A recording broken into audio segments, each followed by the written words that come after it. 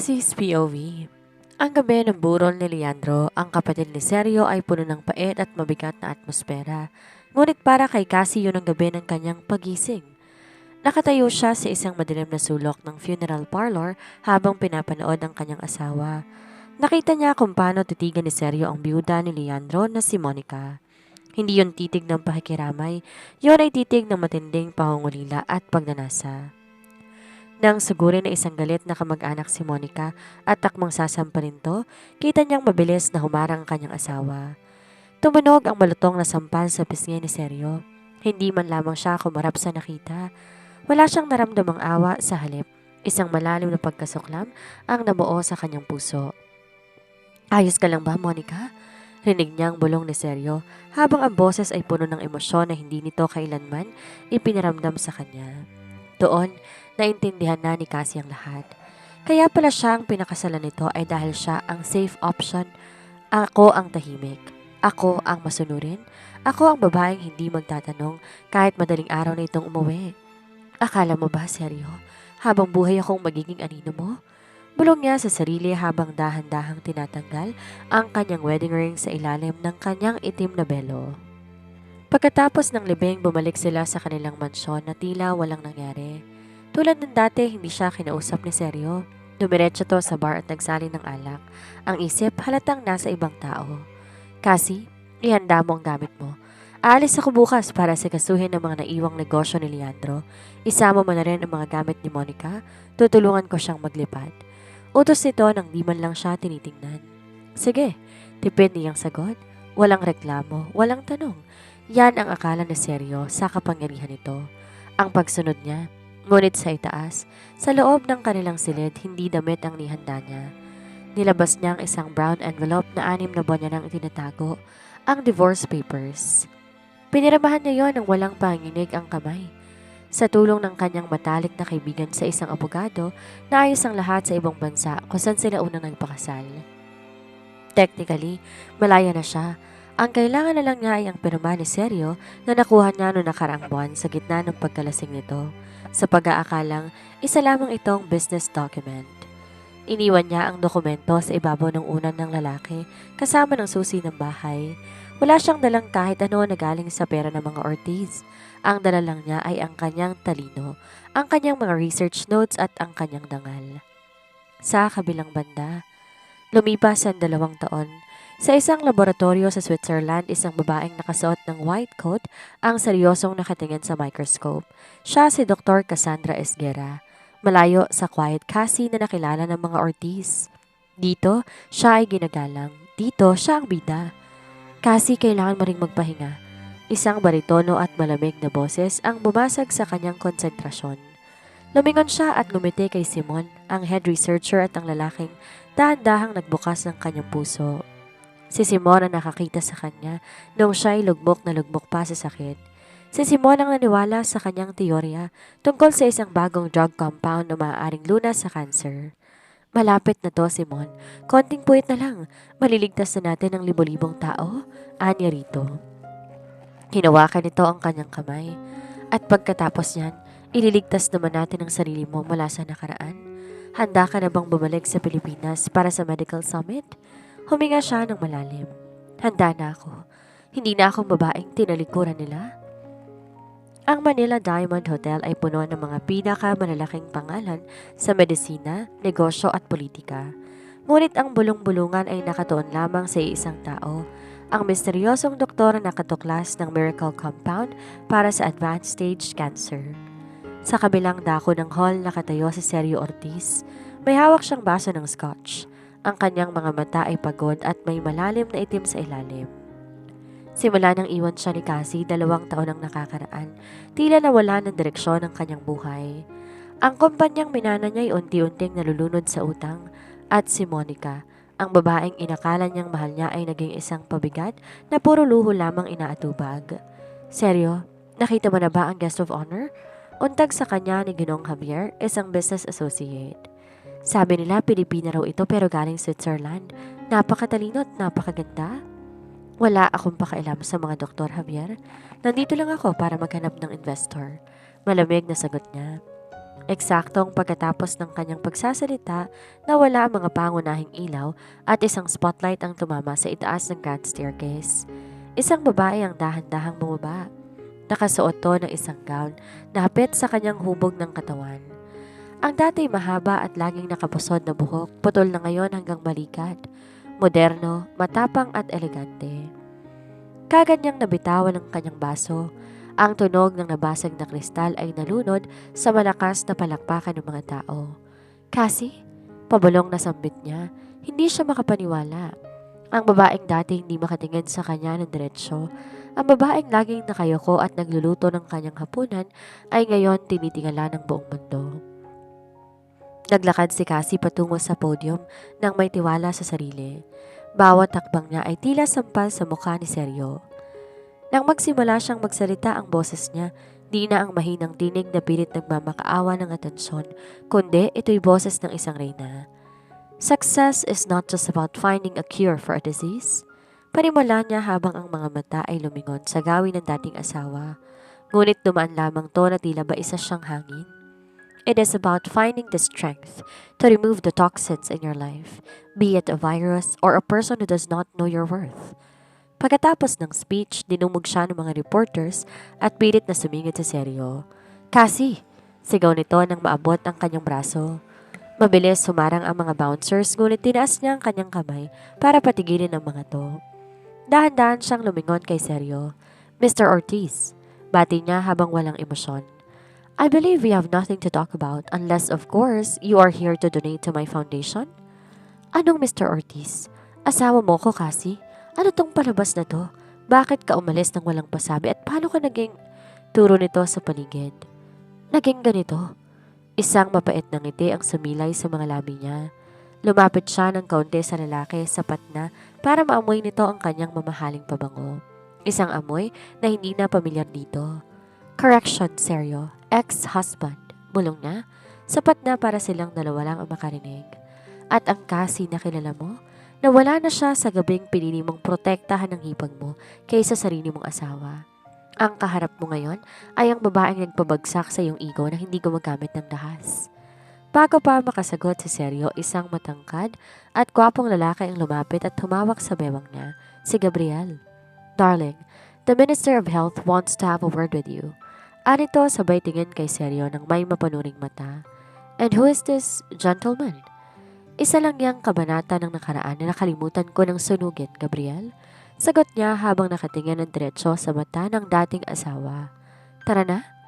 Iniwan nilang tulala si Seryo sa gitna ng ballroom. Ang lalaking akala niya'y kontrolado niyang lahat. Ngayon na iwang hawak ang piraso ng basag na kristal tulad ng kanyang pagkatao na dahan-dahang nasira. Di nakatulog si Seryo ng gabing yon. Ang bawat salita ni Cassie ay paulit-ulit na humahagupit sa kanyang isipan. Ex-husband? Paano nangyari yun? Wala siyang naalalang pinirmahang diborsyo.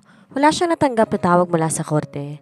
Kinaumagahan bago pa man magbukas ang summit, hinarang niya ang entrance ng penthouse suite ni Cassie sa Diamond Hotel.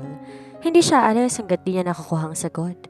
Nang bumakas ang pinto, hindi si Cassie ang lumabas kundi si Gabriel na nakasuot lamang ng bathrobe at may hawak na tasa ng kape. You again, malamig na bungad nito. Nasaan ang asawa ko? Asik niya at akmang papasok sa suite ngunit tinarang siya ng braso ni Gabriel na tila isang bakal. Correction, Mr. Ortiz. My fiancé is currently preparing for her press conference at wala siyang oras para sa mga multo ng nakaraan. Sagot nito na may nakakaasar ng ngiti. Fiancé? Niloloko niyo ba ako? Kasal kami ni Cassie. Kasal kami sa simbahan, sa batas, sa lahat. Sigaw niya dahilan para lumabas si Cassie mula sa silid. Suot ang isang formal na puting suit. Seryo, tama na eksena. Nakakahiya sa ibang guest. Kalmado ang sabi ni Cassie. Lumapit to kay Gabriel at marahang hinawakan ng braso nito. Isang pagpapakita ng magmamayari na nagpasinghap sa kanya sa selos. Cassie, anong kalokohan to? Anong ex-husband? Anong fiancé? Hindi kita pinirmahan ng kahit anong papel? Talaga? Seryo? Kumuha si Cassie ng isang folder mula sa kanyang table at inihagis to sa balikat niya. Tingnan mo ang huling pahina. Nung gabi ng anibersary natin, ang gabi, kusan lasing na lasing ka dahil umiiyak sa telepono si Monica. Pinapirma kita ng investment contract para sa bagong lab ko. Hindi mo binasa, di ba? Kasi masyado kang abala sa pag-alala kung bakit malungkot ang hipag mo. Nanginginig ang kamay niya habang binubuklat ang papel. Doon, sa ilalim ng mga legal na termino ay ang kanyang pirma. Ang pirma na formal na nagpapatunay sa kanilang mutual separation and divorce decree na nag-file sa ibang bansa at kinilala na ng korte. You trapped me, bulong niya. No, seryo. I set myself free. 3 taon akong naging anino mo. 3 taon akong nagluto, naglaba at naghintay sa lalaking ang puso ay nasa asawa ng sarili mong kapatid. Nakita ko kung paano mong saluhin ang sampal para kay Monica. Nakita ko kung paano mo siyang tignan na parang siya ang mundo mo. Kaya binigay ko sa ang gusto mo. Malaya ka na sa akin. Bakit ka pa nagkakaganyan? Dahil asawa kita, Cassie. Akin ka. Singhal niya at susubukan sanang hawakan ang balikat ni Cassie, ngunit mabilis siyang tinulak pabalik ni Gabriel. Touch her again and I will make sure your company's bankruptcy happens by noon today. Banta nito. Hindi mo na siya pag-aari, Ortiz. She is a woman of her own now and soon she will be mine legally. Hindi pa tayo tapos, Cassie? Sigaw niya habang kinakaladkad siya palabas ng security ng hotel.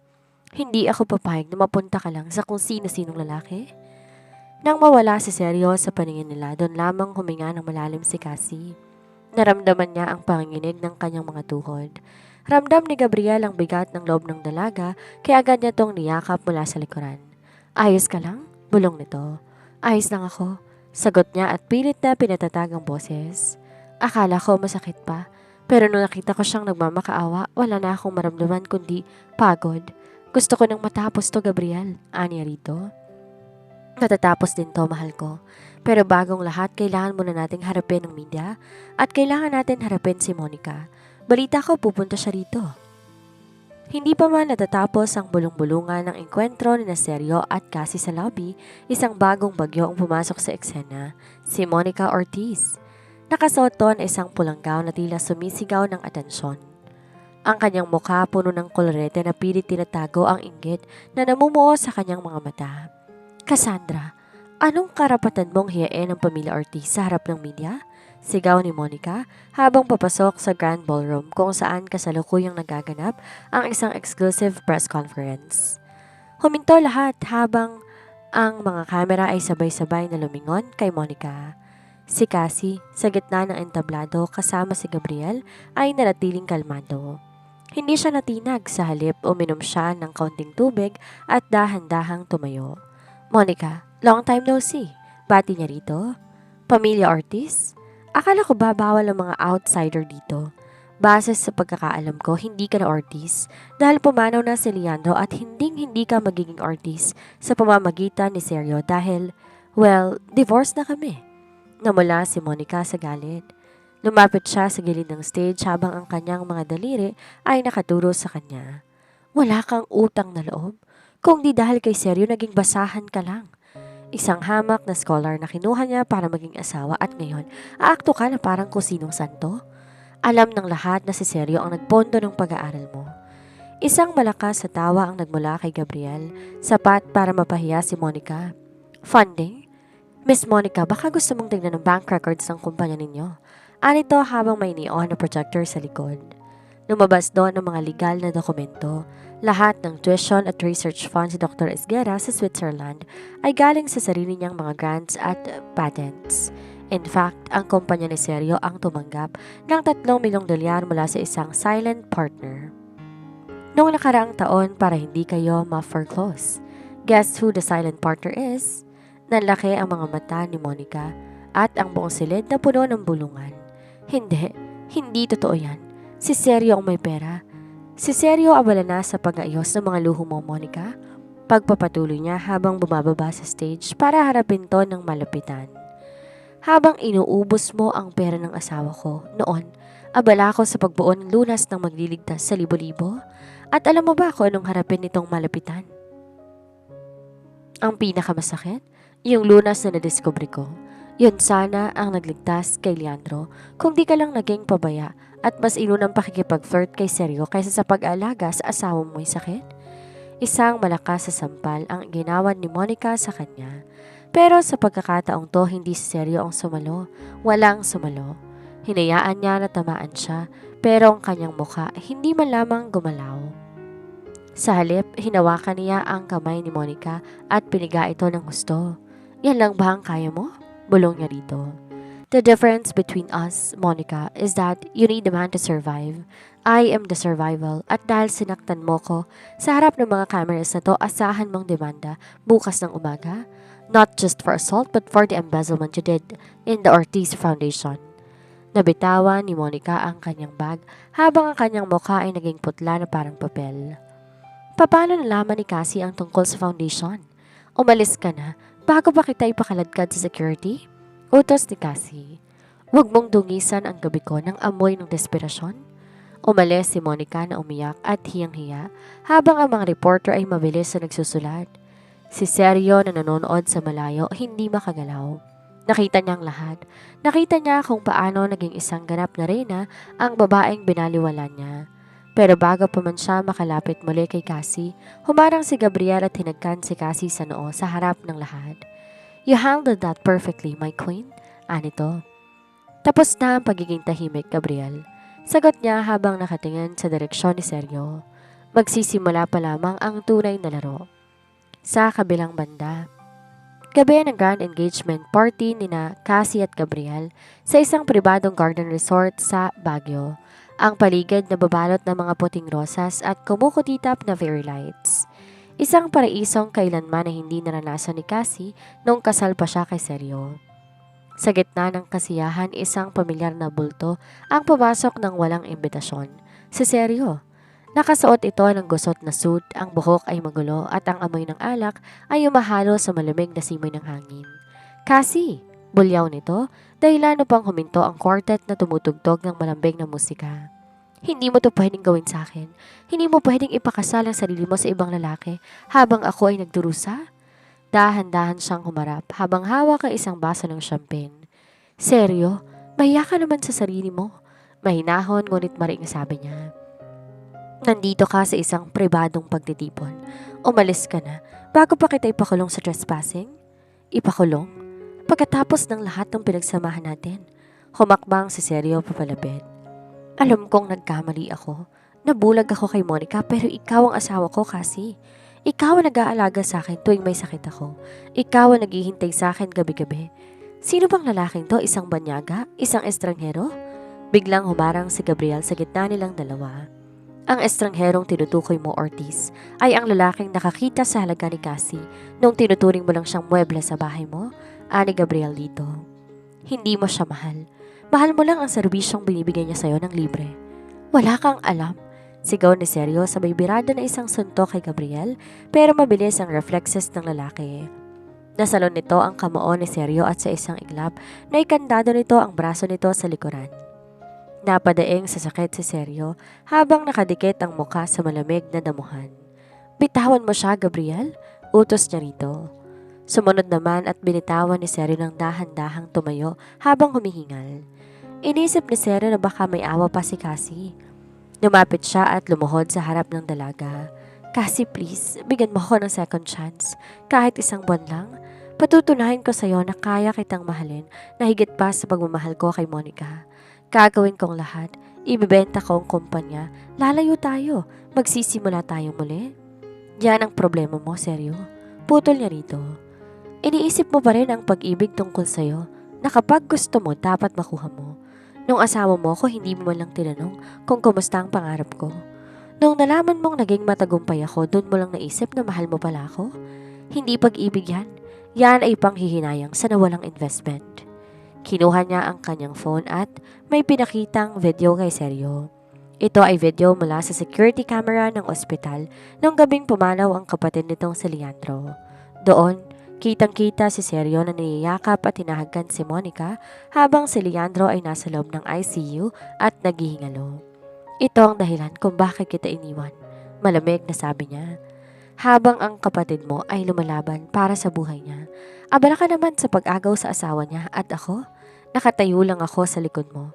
Hawak ang pagkaing dinala ko para sa inyo. Doon ko natanto na wala akong puwang sa puso mo dahil wala kang puso para sa kahit sa sino, kundi sarili mo lang. Napaatras si Sergio. Ang kanyang pinakamadilim na lihim ay nabulgan na. Ngayon, umalis ka na. Dahil sa susunod na makita kita, sisiguraduhin ko, pati ang huling sentimo sa bulsa mo'y mawawala dahil sa mga kasong isasampa ko. Laban sa inyo ni Monica? Hinarap niya si Gabriel at gumiti.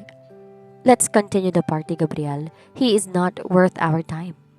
Naiwang nakaluhod si Seryo sa dilim. Pinapanood ang babaeng tanging nagmamahal sa kanya ng tapat na ngayon ay pagmamayari na ng iba. Habang nagdiriwang si Cassie sa Baguio sa isang madilim at mabahong apartment sa Maynila, nagangalit ang mga ngipin ni Monica. Wala ng kanyang mga designer bags, wala ng kanyang mga alahas, lahat na isang lanya na pambayad sa mga utang at sa mga abogadong pilit siyang sinasalba sa kasong embezzlement. Hindi pwedeng ganito lang yon, bulong ni Monica sa dilim. Hindi pwedeng ikaw lang ang masaya, Cassie. Ikaw ang pumaslang kay Leandro. Kundi dahil sa gamot mo na hindi mo binigay agad, buhay pa sana ang asawa ko. Isang baluktot na lohika. Ngunit yun ang tayong paraan ni Monica para bigyang matuwid ang kanyang galit. Kinuha niya ang kanyang telepono at tinawagan isang lumang koneksyon. Isang lalaki na dati tauhan ni Leandro na gumagawa ng mga madidilim na trabaho. Gusto kong mawala ang mukhang yan. Utos niya habang nakatingin sa dyaryo kung saan nakapaskil ang larawan ni Cassie. Gusto kong malaman ng babae niya na kahit anong yaman niya, hindi niya mabibili ang kanyang kaligtasan. Samantala, matapos ang party, naglalakad sina Cassie at Gabriel sa garden ng resort. Ang malamig na hangin ng Baguio ay tila nagpapahinahon sa tensyon dulot ng pagbisita ni Seryo. Cassie, alam kong dapat tapusin mo na to. Panimula ni Gabriel habang inaayos ang shawl sa balikat niya. Pero nag-aalala ako, Gabriel. Si Monica ay parang sugat ang aso. Wala na siyang mawawala at ang mga taong ganon ang pinakamapanganib. Huwag kang mag-alala. Pinabantayan ko na siya sa mga tauhan ko, sagot niya rito.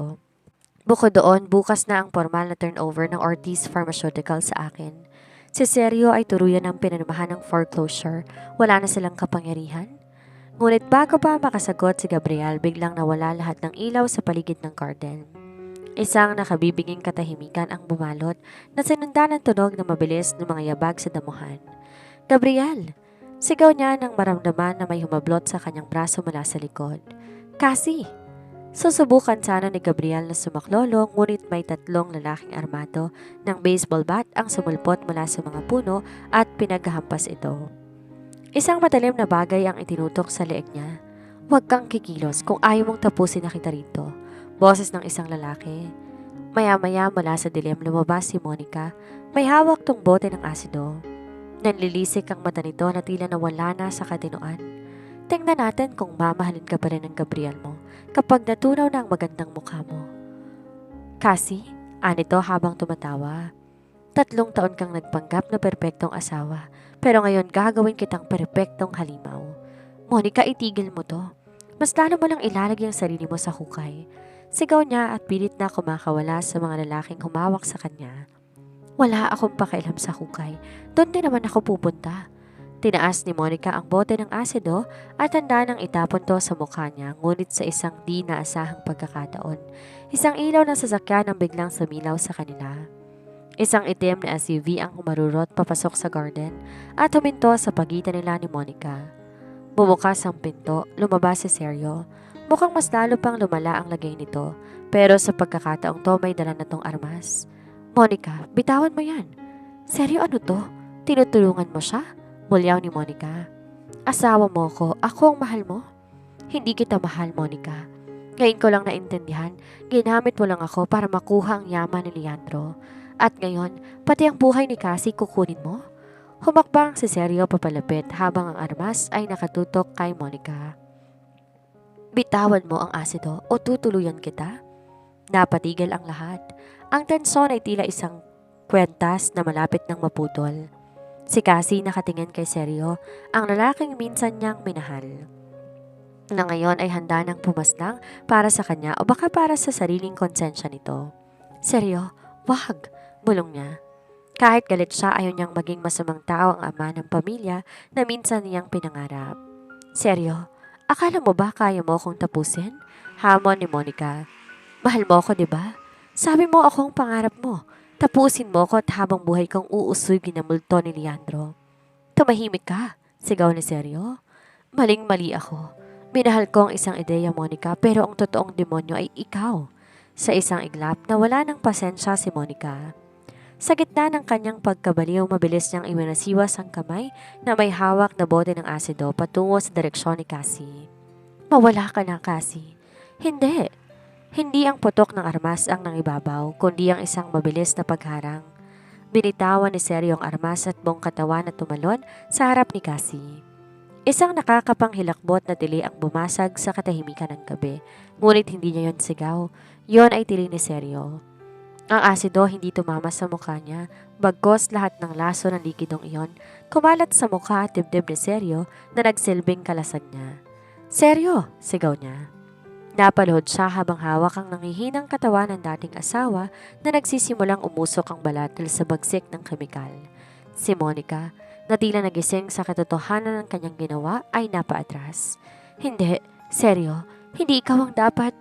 Bago pa makatakas si Monica, isang nangihinang Gabriel ang nakakuha ng pagkakataon. Gamit ang huling lakas, sinipa niya ang binti ng isa sa mga tauhan ni Monica at mabilis na kinuhang armas na binitawan ni Seryo. Huwag kang gagalaw, Monica. Sigaw ni Gabriel habang ang armas ay nakatutok dito.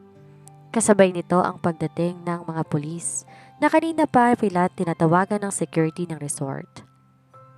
Mabilis siyang lumapit kay Seryo. Ang kanyang mga kamay na dati puno ng galit, ngayon nanginginig sa takot habang tinitingnan ang pinsala sa mukha ng lalaki. Ang kaliwang bahagi ng mukha ni Seryo ay puno ng sugat at unti-unting namumuti ang isang mata nito. Bakit? Bakit mo ginawa ito? Tanong niya habang ang mga luha ay malayang dumadaloy. Huminga ng malalim si Seryo, bawat hiningay katumbas ng matinding hapdi. Inabot niya ang kamay ni Cassie. Ito lamang ang paraan para maniwala ka na sa huling pagkakataon pinili kita. Sorry Cassie, sa lahat ng sampal na hindi ko sinalo para sa iyo noon. Eto na, sinalo ko na ngayon. Dadalhin ka namin sa ospital, Seryo, huwag kang magsasalita. Utos niya rito at pilit na pinapakalma ang sarili. Cassie, ngumiti ng pilit si Seryo kahit ang kalahati ng labi ay sunog na. Huwag kang mag-alala, wala na akong mukhang ihaharap sa iyo, literal na. Malaya ka na talaga? Doon nawala ng mga malay sa bisig niya. Mabilis naman dumating ang mga paramedics at mabilis na isinakay si Seryo sa ambulansya. Si Monica naman ay kinaladkad ng mga polis. Sumisigaw ng kung ano-ano habang ang mga tauhan nakaposas na rin. Naiwan siya at si Gabriel sa gitna ng garden. Lumapit ito at niyakap siya na mahigpit. Tapos na, Cassie. Tapos na? Bulong nito. Hindi pa, Gabriel. Sagot niya habang nakatingin sa ambulansyang papalayo. Dahil bilang doktor, obligasyon ko siyang iligtas at bilang tao, kailangan ko siyang patawarin para tuluyan na akong makahinga. Sa loob ng St. Jude Medical Center, sa gitna ng silid nakahiga ang lalaking minsang naging mundo niya at ngayon ay ang kanyang pasyente. Nasa kritikal ngayon na kondisyon si Seryo. Ang asidong inihagis ni Monica ay malalim ang naging pinsala sa balat at tissue ng kaliwang bahagi ng mukha nito. Kung hindi maaagapan, hindi lang deformidad ang kakaharapin nito, kundi pati rin panganib ng septic shock. Dr. Esguera, handa ng lahat. Pero sigurado ka ba? Tanong ni Gabriel na nakasuot din ng surgical scrub. Bagaman may mga pasa ito sa katawan mula sa bugbog, pinili nitong samahan siya sa loob. Maaari naman nating ipaubaya to sa ibang plastic surgeon. Huminga siya na malalim bago nagsalita. Gabriel, ako ang nakatuklas ng Synth Skin Compound. Walang ibang nakakaalam kung paano ito iturok at i-apply ng tama kung hindi ako. Kung gusto nating maisalba ang mukha niya, kailangan ako ang gumawa nito. Kahit sinaktan ka niya, pagtitiyak ni Gabriel. Tiningnan niya ang nakapikit ng mga mata ni Seryo. Dahil sa kanya, muntik na ako mawala ng pag-asa. Pero dahil din sa ginawa niya kagabi, buhay ako ngayon. Bilang doktor, wala akong kinikilingan. Bilang tao, ito ng huling utang na loob kong babayaran ko sa kanya. Maya-maya, nagsimula ang operasyon. Ito'y isang matinding labanan ng konsentrasyon. Ginamit niya ang kanyang breakthrough drug, ang compound na nagdala sa kanya ng katanyagan. Dahan-dahang nilinis ang sunog na balat. Isang maselang proseso kung saan bawat pagkakamali maaaring magdulot ng permanenteng pinsala sa mga nerves ni Seryo.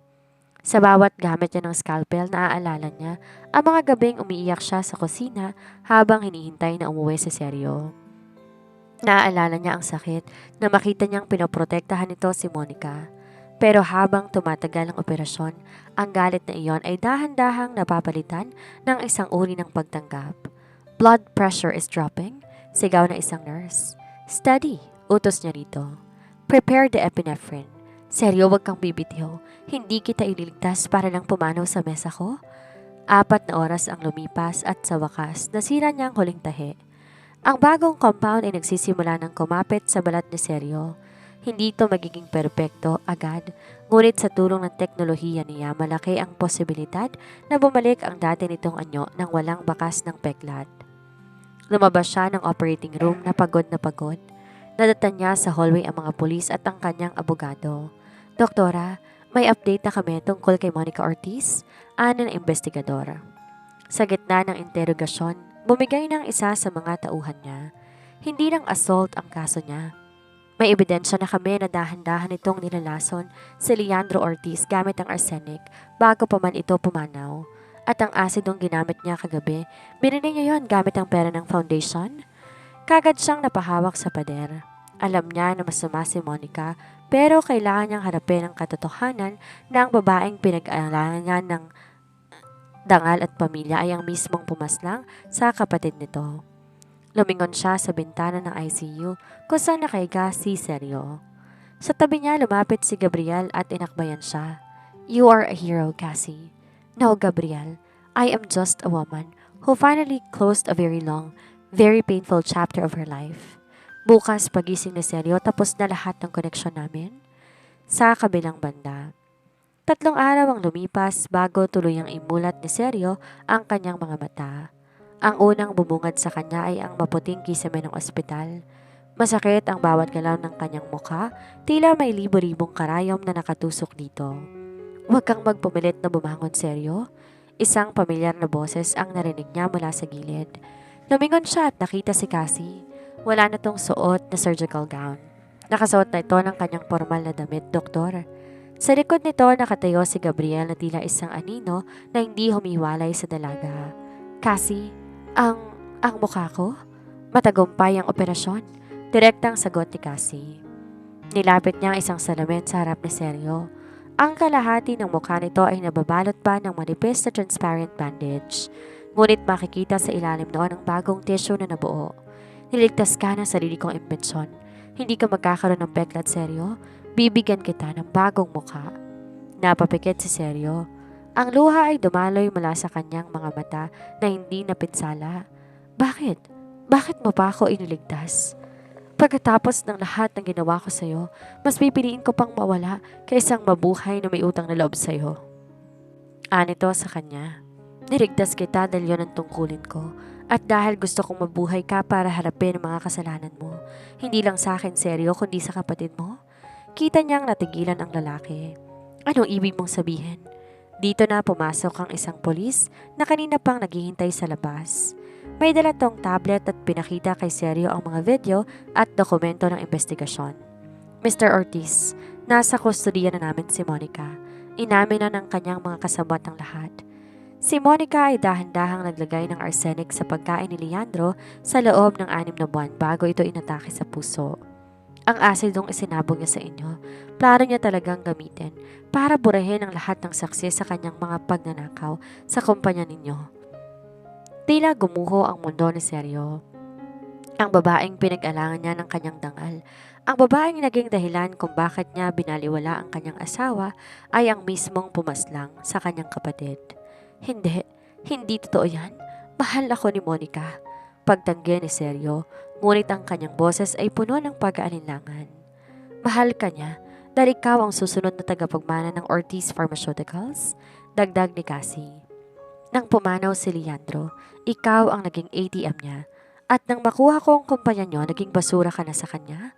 Seryo, sinalo mo ang asido para sa akin pero ang totoo, ikaw ang nagdala ng asidong yon sa buhay nating lahat nung pinatuloy mo si Monica sa pagitan natin.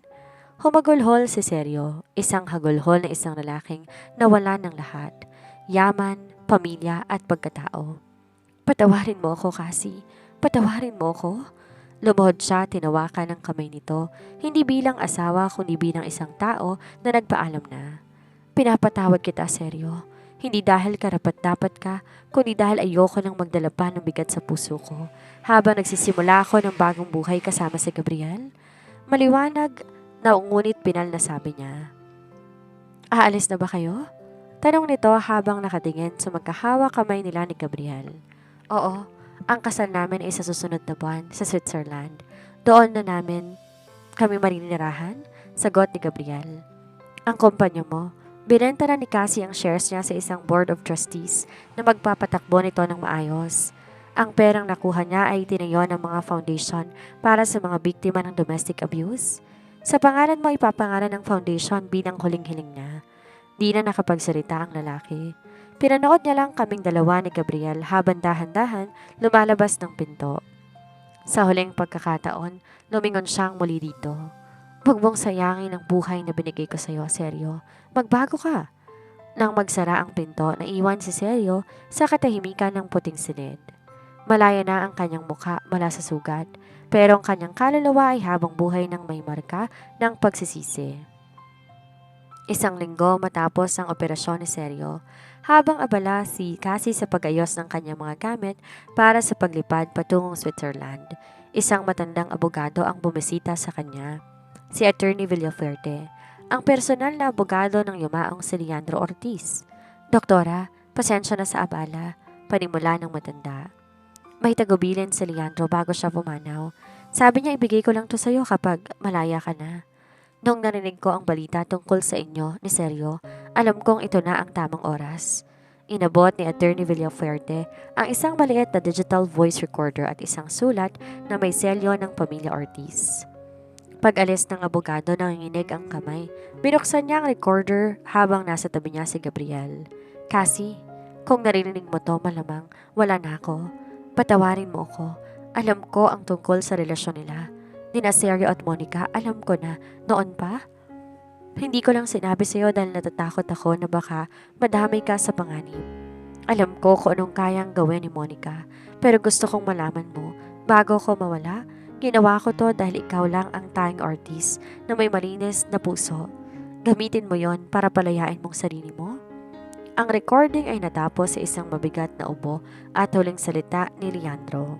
He knew, bulong niya. Alam ni Leandro na papastangin siya ni Monica at alam niyang lulukoy ako ni Seryo. Ito na ang huling baraha kasi, ani Gabriel habang binabasa ang kasamang sulat. Ang mga ebidensyang ito, sapat na to para hindi ma-foreclose ang kumpanya ni Seryo, kundi para mabilanggo na rin siya dahil sa pakikipagsabuatan niya sa mga ilegal na transaksyon ni Monica noon. Dinala niya ang recorder at ang mga dokumento sa hospital room ni Seryo. Nadaanan niya ito nakaupo sa gilid ng kama at nakatingin sa malayo. Ang kanyang mukha maayos na, ngunit ang mga mata nito ay walang buhay. Bakit ka naririto, Cassie? Para magpaalam? Tanong ni Seryo nang hindi tumitingin. Narito ako para ibigay sa iyo ang huling regalo ng kapatid ko. Aniya bago i-play ang recording. Habang naririnig ni Seryo ang boses ng kapatid, unti-unting nanginginig ang kanyang buong katawan. Bawat salita ng kanyang yumaong kapatid ay parang latigo na humahagupit sa kanyang konsensya. Nang matapos ang recording, bumagsak si Seryo sa sahig. Humagulhol at sinusuntok ang semento. Pinoprotektahan niya ako kahit alam niyang pinagtataksilan ko siya. Binigyan niya ako ng pagkakataong magbago pero mas pinili ko ang demonyo na si Monica. Leandro gave you a chance, Seryo, but you threw it away for lust and greed. Malamig na sabi niya. Ang mga dokumentong iniwan ni Leandro ay sapat na para ipakulong ka pero tumigil siya at tinitigan ang lalaking dati niyang minahal. Hindi ko na to ibibigay pa sa mga pulis. I will burn them. Hindi dahil mahal kita, kundi dahil ayokong madungisan ang alaala ni Leandro ng isang eskandalong involving ang sarili niyang kapatid sa kulungan. Ituring mo itong huling habag ko. Nilabas niya ang lighter at sinunog ang mga dokumento sa harap ng lalaki. Malaya ka na sa batas, Seryo.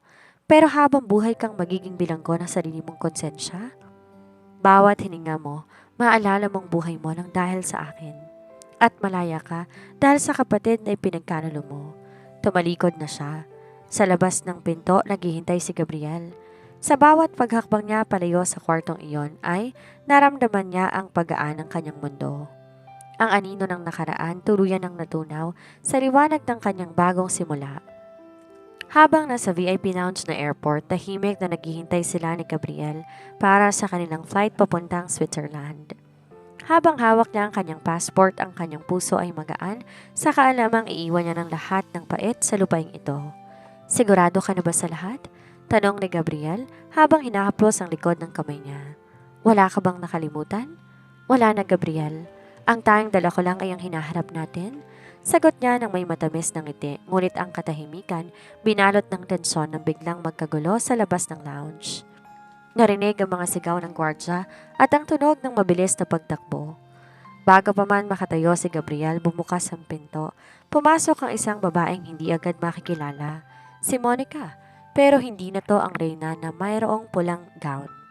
Suot na nito ang isang orange na jumpsuit ng preso na pinatungan na isang malaking jacket ng gwardya.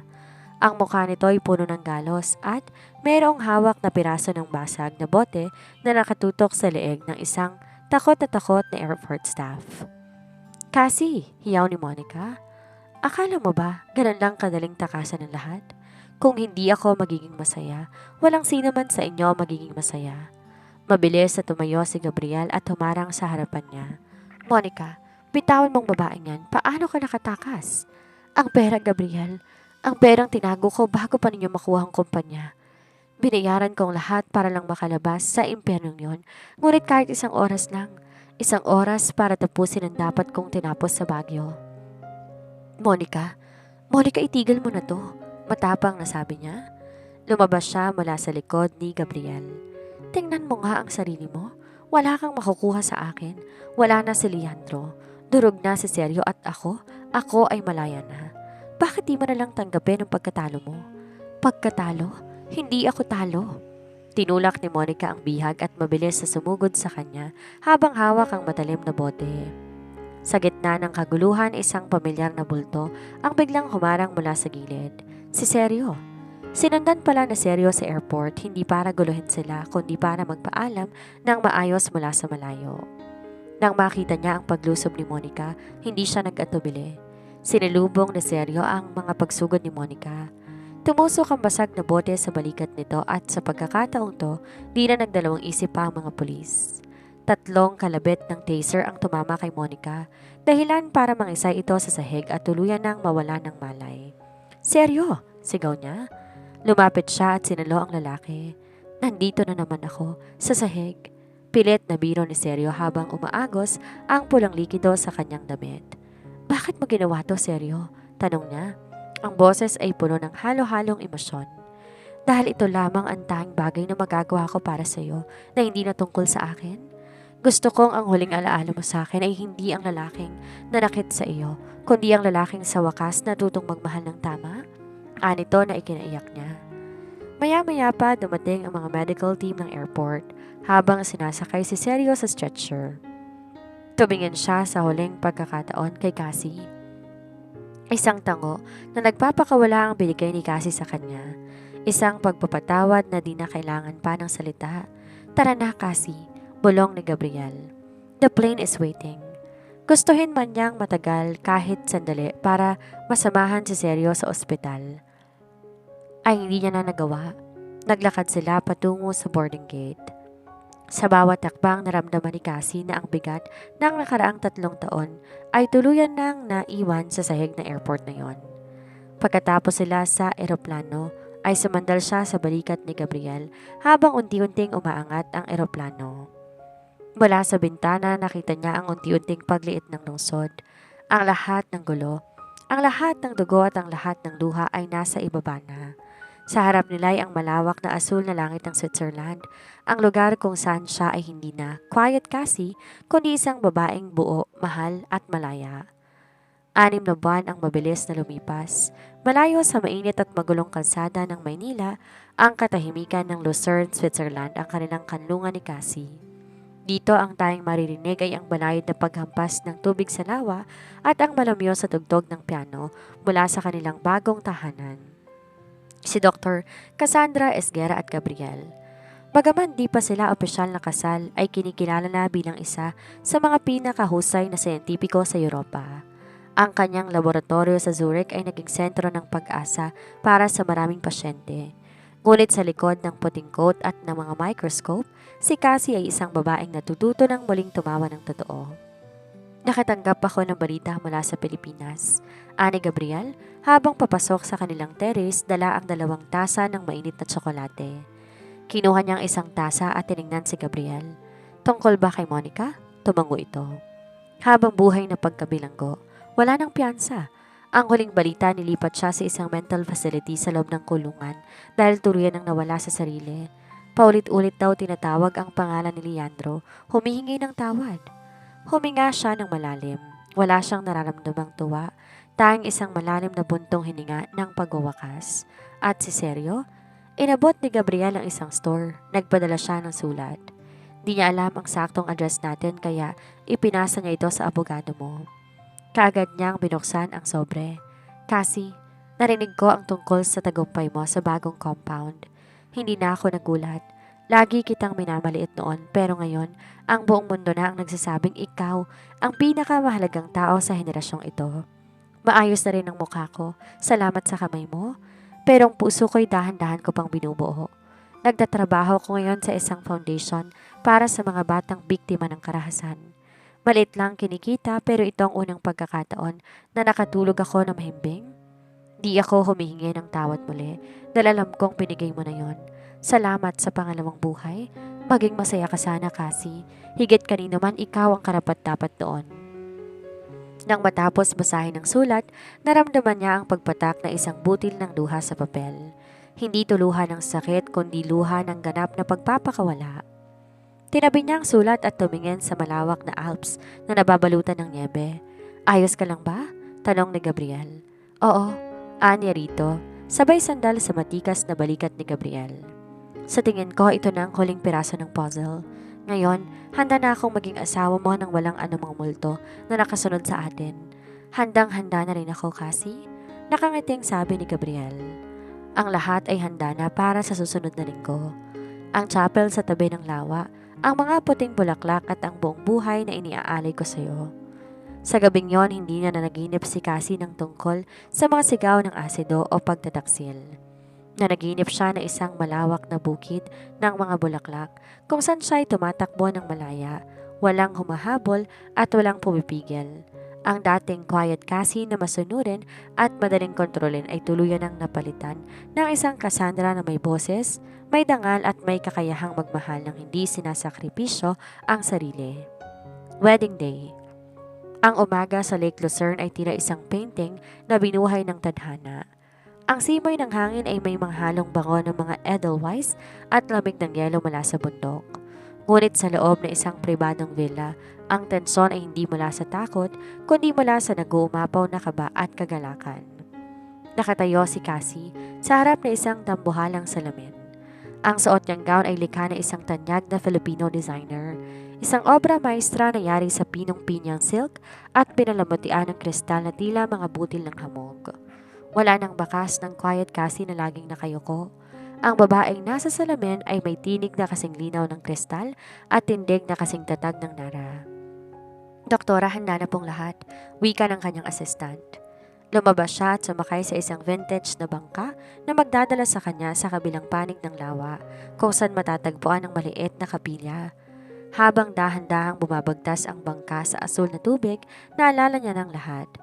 Ang bawat sampal na hindi niya naramdaman, ang bawat gabing umiyak siya sa dilim, at ang bawat sakripisyo niya sa laboratorio, lahat ng yon nagdala sa kanya sa sandaling ito.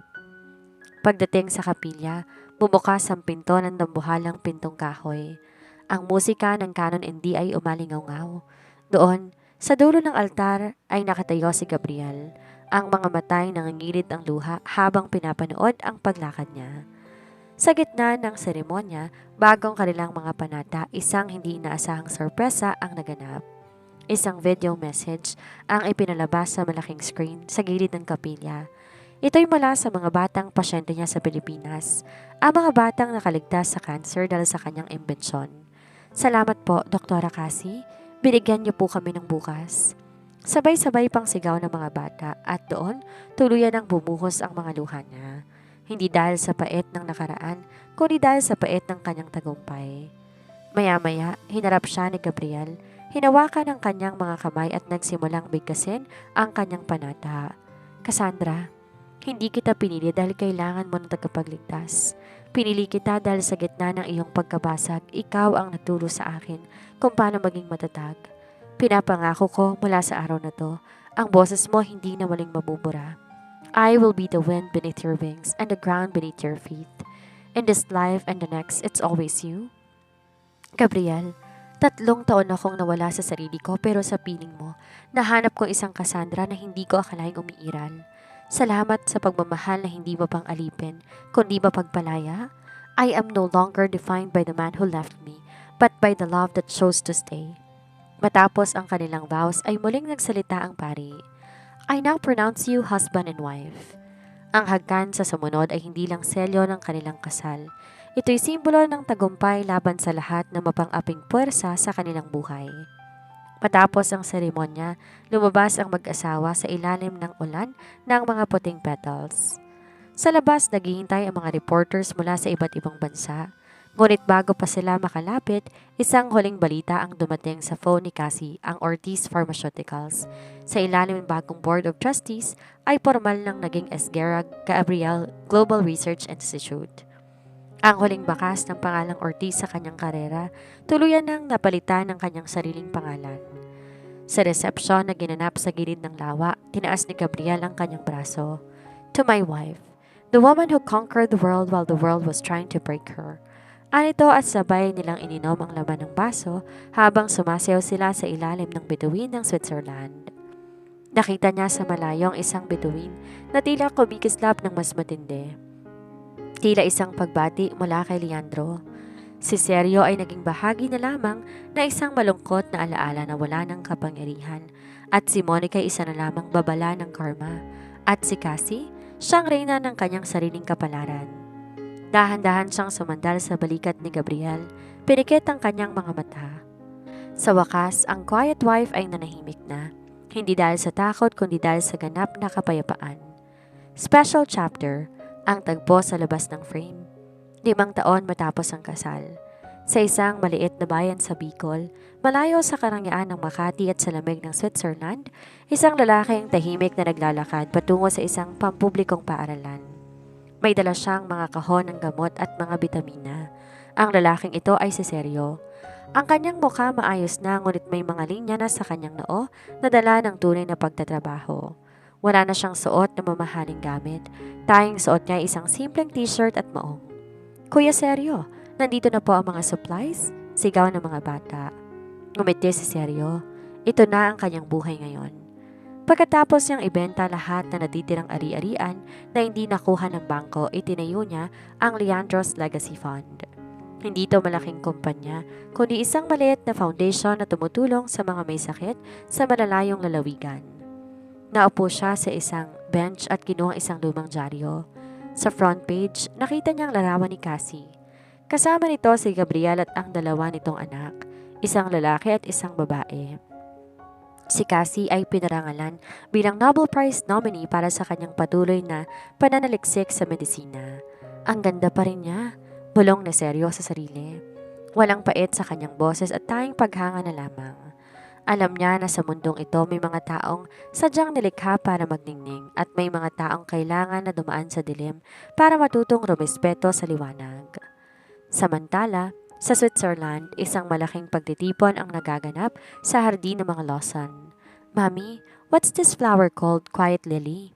Tanong ng 5 taong gulang na si Leia, ang panganay ni Cassie. Kinuha ang kanyang anak at pinaupo sa kanyang kandungan. Tiningnan niya si Gabriel na abala sa pag-ayos ng barbecue sa di kalayuan, habang ang bunsong si Leo ay karga-karga nito. Dahil dati anak, ang bulaklak na iyan, natatakot sumibol. Akala niya mas ligtas ang manatiling tahimik sa ilalim ng lupa. Paliwanag niya habang hinahaplos ang buhok ng anak. Pero narealize niya na kapag di siya lumabas, hindi niya makikita ang ganda ng araw. At kapag nahanap na niya ang kanyang boses, wala nang makakapigil pa sa kanyang pag-bloom. Like you, mommy? Tanong ng bata. Ngumiti siya at hinagka ng noo ng anak. Like me, sweetheart. Like me. Maya-maya, biglang lumapit si Gabriel at inabutan siya ng isang baso ng wine. A penny for your thoughts, Mrs. Lawson? Iniisip ko lang kung gaano kalayo na ang narating natin, sagot niya. Salamat, Gabriel. Salamat sa hindi pagsuko sa akin nung ako mismo sinusukuan ko ng sarili ko. I told you before, Cassie, you were never broken. You were just waiting for the right person to see the masterpiece inside. Nagyakap silang apat sa ilalim ng dapit hapon. Ang hangin ng Switzerland ay tila bumubulong na isang pangako na ang kwento ni Cassie Esguerra ay hindi na isang kwento ng paghihiganti, kundi isang kwento ng walang hanggang pag-ibig at tagumpay.